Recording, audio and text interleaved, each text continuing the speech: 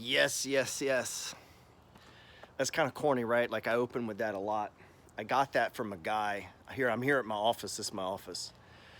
I got that from a guy who was like, I didn't really call him a mentor, but I guess, looking back, that's kind of what it was.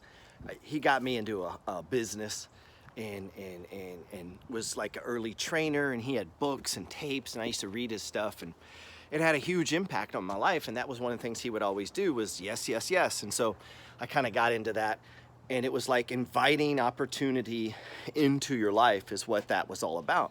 You're trying to, like summon, almost like the law of attraction, where it's like be open to communication.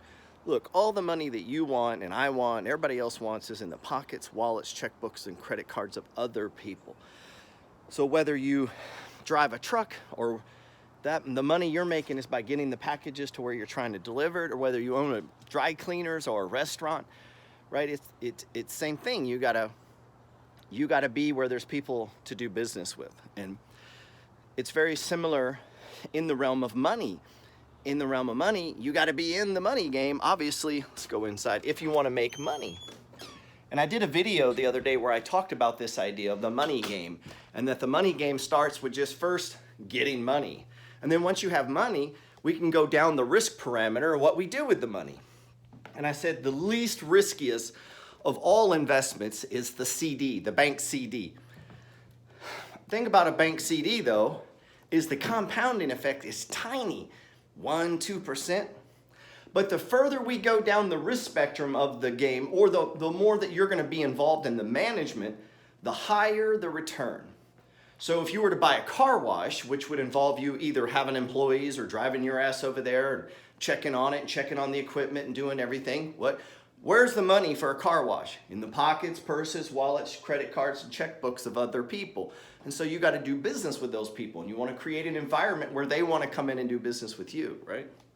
Same in money. You got to get your money out into the world, into the business, to where you got to get your money out to where there's people who want to do business so that your money can make money. That's how money makes money. There's nothing magical about it. People get, can't even see.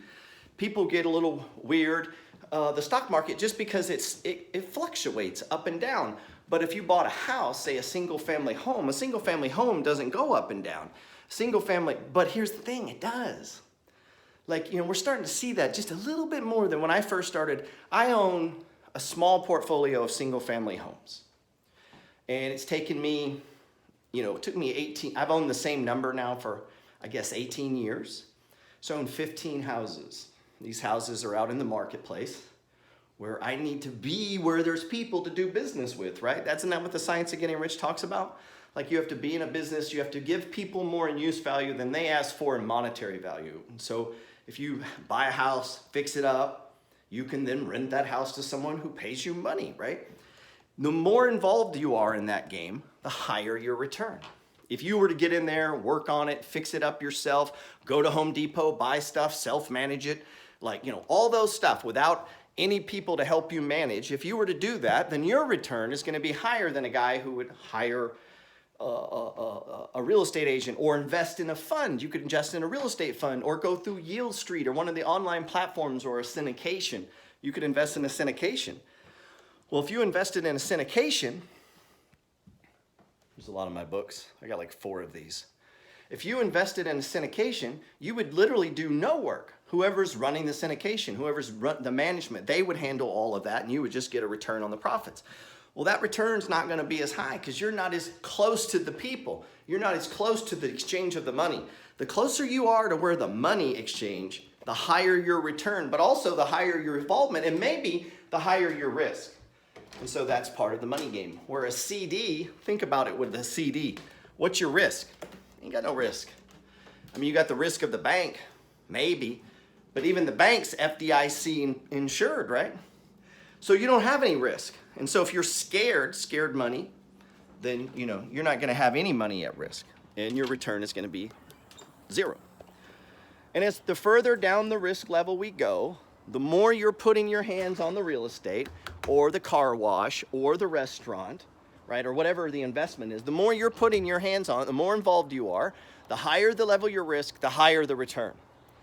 And so we can begin to look at that. That's one. Click my link in my bio. I talk about the idea of the big picture. Understanding the money game is like stepping back and seeing the big picture. Where's all the things that you could be involved in? That's what I like about the stock market. I love real estate. Don't get me wrong, man. I love touching real estate. Check out my porch. Built a fire pit over there a while back. Pretty cool, huh? Got a vent over here where you can turn it on. Check this out. You can turn it on and it'll take up the smoke.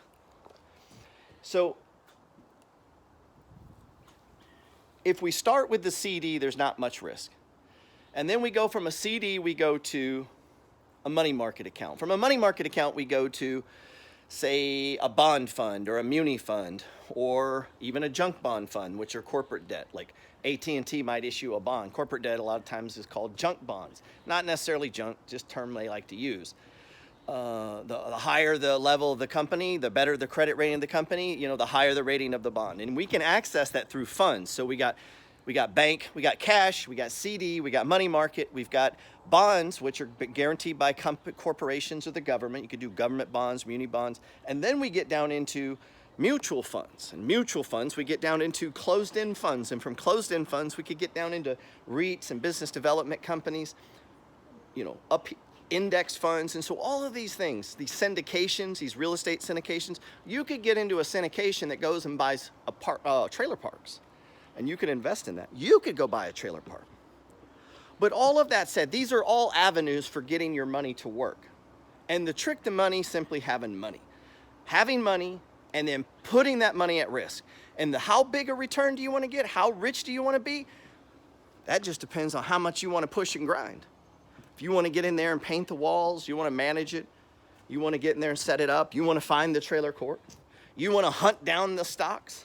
I find stocks all the time that are undervalued 40, 50, 60% by reading, by being aware, by following sectors, by looking around, by being in the money flow, being where there's people who want to do business, because that's the businesses that make money.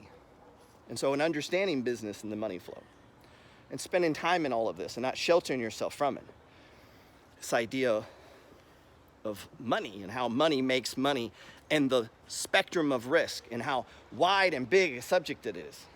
But once you get your mind around it, average people, normal people, like anyone, regardless of age or race or financial situation, in a 7 to 10 year period, if they get their money right, can begin investing in a number of these asset classes, all of them. You could have rental houses, you could buy the dry cleaners, you could start this business, you could have this, all of these things become like ducks in a row, all producing income and cash flow, and all of that is coming off of these different assets just because you used your mind.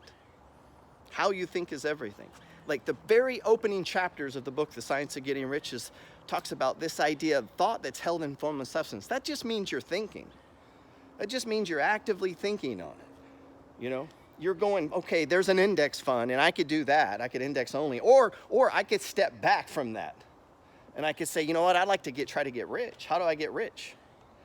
And you begin to study the power of compounding. Ronald Reed was a janitor. Ronald Reed never made over $12 an hour, and when he died, he was worth $8 million. What does that say to the guy that's making $250,000? That dude should be dying with $100 million.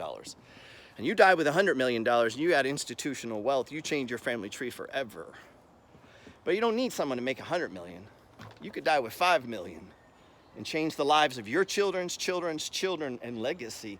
Most people aren't playing for legacy. Most people are just trying to survive the day.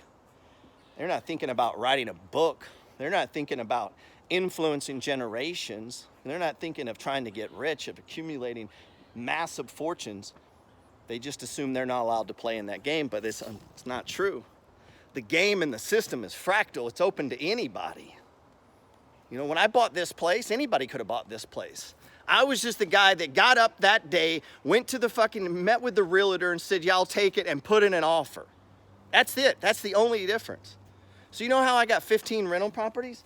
Because I got up in the morning and I went to the fucking realtor and I said, hey, let's go look at some houses. I got my credit right. I eliminated my debt.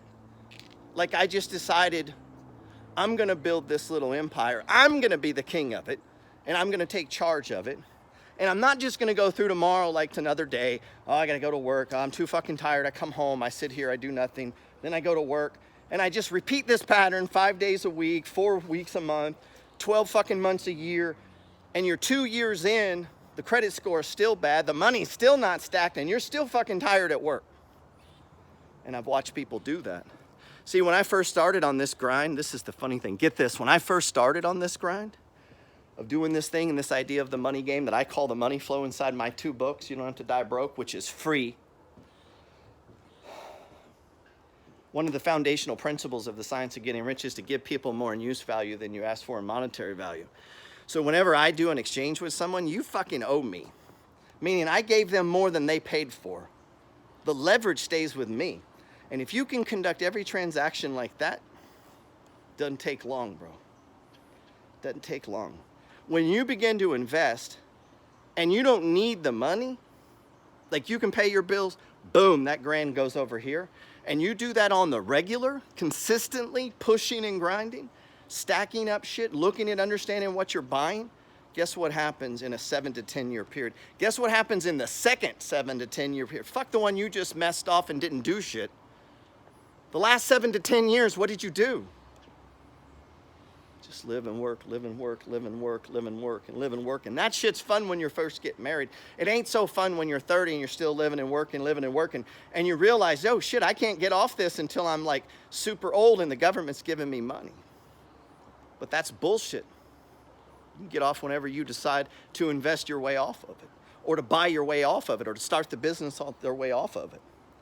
There's only 3 ways to make money in America.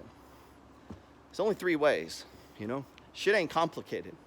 You work for a business, you start a business, or own a business, i.e. invest in the stock market. So job, invest in a business, and real estate. That's it, man. You can say you can invent something. That's fine, but they still got to take it to the marketplace, which involves selling, which means creating a business. And so it's pretty simple.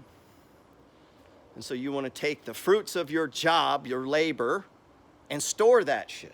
That goes back to the Bible. That goes back to Buddha. That goes back to every religion. That every one of you have a religion. It talks about this. This power. Everyone's thing goes back to the same thing. It's this idea that inside of you there's a higher power. And that's what it's talking about when you hold a thought in formless substance. This shit gives you power. The power of the mind. And so I began to take that idea and this idea that all the money that I want is in other people's pockets. So I need to be where they're at to be able to communicate with them. And I began to say, well, you know, a life worth living is a life worth documenting. In other words, you should be doing shit that's worth documenting so that someone coming behind you could go, hey, how did you do that? And you could turn back and then help them out. The universe rewards that. Why? Because it benefits the universe. When you go around answering prayers for people, that ain't helping just you and them, it's helping the Creator too, right? If you believe in one and you say, well, it doesn't, how about it's just goodwill? They put that on stock, on companies, you know. There's a thing called goodwill. Having goodwill, just being a good person, just doing nice fucking things. Not shunning them through a click funnel to drain every penny that you can in some $15,000 fucking masterclass to teach people bullshit that they could learn in a book for $60. That you sell your personality for the other $14,960. How many have been down that funnel? Mr. Rich Dad, Poor Dad. You've been down that funnel, that $30,000 real estate funnel?